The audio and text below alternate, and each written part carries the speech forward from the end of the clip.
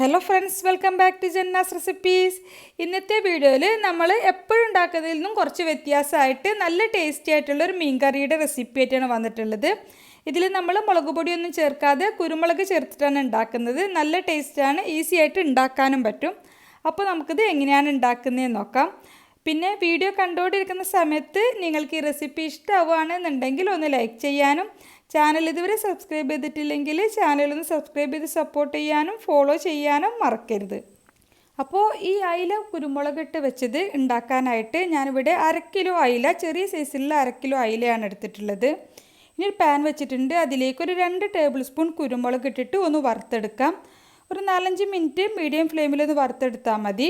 Flame കൂട്ടി വെച്ച് വറുക്കരുത്, കരിഞ്ഞു പോകാതെ നോക്കണം. ഒരു 4-5 മിനിറ്റ് ഒന്ന് വറുത്തതിന് ശേഷം നമുക്ക് ഫ്ലെയിം ഓഫ് ചെയ്യാം. എന്നിട്ട് ഉടനെ തന്നെ ഇതിലേക്ക് ഒരു 2 ടീസ്പൂൺ മല്ലിപ്പൊടി ചേർത്ത് കൊടുക്കാം. പിന്നെ ഈ പാനിൻ്റെ ചൂടിൽ ഈ മല്ലിപ്പൊടി ഒന്ന് വറുത്തെടുക്കണം.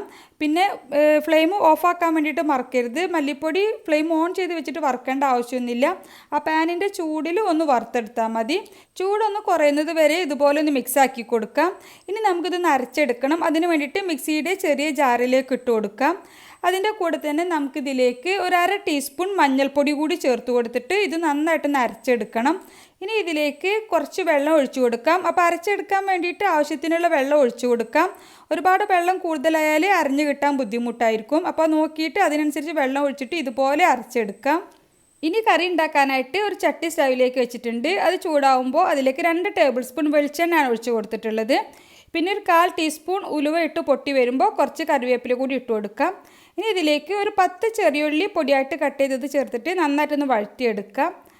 ചെറിയുള്ളിക്ക് പകരമായിട്ട് നമുക്ക് സവാള വേണമെങ്കിലും ഒരു മീഡിയം സൈസിലുള്ള സവാള ചെറുതായിട്ട് കട്ട് ചെയ്തിട്ട് അതുകൂടി ചേർത്ത് കൊടുക്കാം. ഉള്ളി ചേർത്തിട്ട് നന്നായിട്ടൊന്ന് വഴറ്റിയിട്ട് ചെറുതായിട്ട് കളർ മാറി തുടങ്ങുന്ന സമയത്ത് 1 ടീസ്പൂൺ ഇഞ്ചി വെളുത്തുള്ളി പേസ്റ്റ് ചേർത്തിട്ടൊന്ന് വഴറ്റിയെടുക്കാം.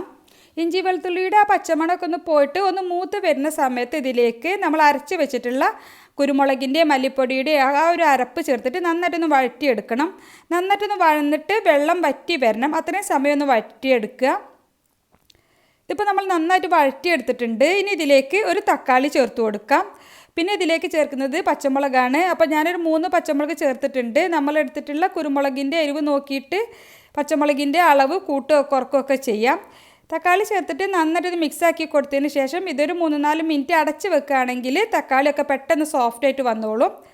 അപ്പോൾ ഇപ്പോൾ തക്കാളിയൊക്കെ നന്നായിട്ട് സോഫ്റ്റായിട്ട് വന്നിട്ടുണ്ട്. ഒന്നുകൂടി ഒന്ന് മിക്സാക്കി കൊടുത്തതിന് ശേഷം ഇതിലേക്ക് കറിക്ക് ആവശ്യത്തിനുള്ള പുളി ചേർത്ത് കൊടുക്കണം. അപ്പോൾ പുളിവെള്ളം ചേർത്ത് കൊടുക്കാം. ഞാനിവിടെ ഒരു നാരങ്ങ വലുപ്പത്തിലുള്ള പുളി പിഴിഞ്ഞിട്ട് അതിൻ്റെ വെള്ളം ഒഴിച്ചു കൊടുത്തിട്ടുണ്ട്. ഇനി കറിയിലേക്ക് ആവശ്യത്തിനുള്ള വെള്ളവും കൂടി ഒഴിച്ചു കൊടുക്കണം. അപ്പോൾ നമ്മൾ ആദ്യം അരച്ചിട്ടുള്ള കുരുമുളകൊക്കെ അരച്ചിട്ടുള്ള ആ മിക്സി ജാറിലേക്ക് കുറച്ച് വെള്ളം ഒഴിച്ചിട്ട് അത് കറിയിലേക്ക് തിരിച്ചൊഴിച്ചു കൊടുക്കാം. പിന്നെ ഇത് ഒരുപാട് ലൂസായിട്ടുള്ളൊരു കറിയല്ല, കുറച്ച് തിക്കായിട്ടുള്ള കുറുകിയ ചാറോട് കൂടിയിട്ടുള്ളൊരു കറിയാണ്. അപ്പോൾ ഒരുപാട് വെള്ളം ഒഴിക്കേണ്ട. കറിയൊക്കെ തിളച്ച് കുറുകി വരുന്ന സമയത്ത് കുറച്ച് തിക്കായിട്ടിരിക്കണം. അതിനനുസരിച്ച് മാത്രം വെള്ളം ഒഴിച്ചു കൊടുക്കുക. ഇനി ആവശ്യത്തിനുള്ള ഉപ്പ് ചേർത്തിട്ട് നന്നായിട്ടൊന്ന് മിക്സ് ആക്കിയതിന് ശേഷം കറി നന്നായിട്ട് തിളപ്പിച്ചെടുക്കാം. കറി നന്നായിട്ടൊന്ന് തിളച്ചിട്ട് ചെറുതായിട്ടൊന്ന് കുറുകി വരുന്ന സമയത്താണ് നമുക്കിതിലേക്ക് മീൻ ചേർക്കേണ്ടത്.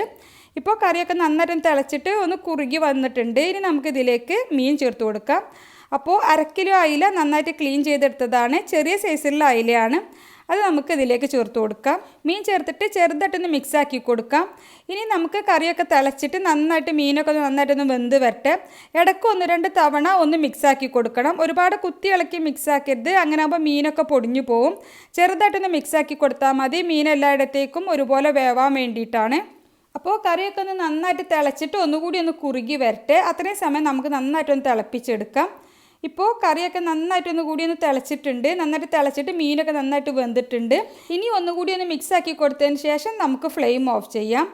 ഇനി കറിയുടെ ഈ തിളക്കലൊക്കെ ഒന്ന് നിന്നതിന് ശേഷം നമുക്കിതിലേക്ക് 1 ടീസ്പൂൺ പച്ച വെളിച്ചെണ്ണ, അതായത് സാധാരണ വെളിച്ചെണ്ണയും പിന്നെ ഒരു തണ്ട് കറിവേപ്പില കൂടി ഇട്ട് കൊടുത്തിട്ട് നമുക്കൊന്ന് അടച്ച് വെക്കാം. എന്നിട്ട് ഒരു 10-15 മിനിറ്റ് കറി അങ്ങനെ വെച്ചതിന് ശേഷം വേണം സെർവ് ചെയ്യാൻ. മീൻകറി ആകുമ്പോൾ കുറച്ച് സമയം വെച്ചിട്ട് കഴിക്കുമ്പോഴാണ് കൂടുതൽ ടേസ്റ്റ്. അപ്പോൾ വെളിച്ചെണ്ണയും കറിവേപ്പിലയും ചേർത്തിട്ട് ഒരു 10-15 മിനിറ്റെങ്കിലും അടച്ച് വെച്ചതിന് ശേഷം സെർവ് ചെയ്യാം. നല്ല ടേസ്റ്റാണ്. ചോറിൻ്റെ കൂടെ ഈ ഒരു കറി മാത്രം കൂട്ടിയിട്ട് നമുക്ക് ചോറ് കഴിക്കാൻ വേണ്ടിയിട്ട് പറ്റും. അതുപോലെ പുട്ടിൻ്റെ കൂടെയും പൊറോട്ടയുടെ കൂടെയൊക്കെ നല്ല ടേസ്റ്റാണ്. ഇതുവരെ ഇതുപോലെ ട്രൈ ചെയ്ത് നോക്കിയിട്ടില്ലെങ്കിൽ തീർച്ചയായിട്ടും ട്രൈ ചെയ്ത് നോക്കുക. എന്നിട്ട് നിങ്ങളുടെ അഭിപ്രായം കമൻ്റായിട്ട് അറിയിക്കുക. നിങ്ങൾക്ക് ഈ റെസിപ്പി ഇഷ്ടമായെങ്കിൽ ഒന്ന് ലൈക്ക് ചെയ്യാനും ചാനൽ ഇതുവരെ സബ്സ്ക്രൈബ് ചെയ്തിട്ടില്ലെങ്കിൽ ചാനലൊന്ന് സബ്സ്ക്രൈബ് ചെയ്ത് സപ്പോർട്ട് ചെയ്യാനും ഫോളോ ചെയ്യാനും മറക്കരുത്.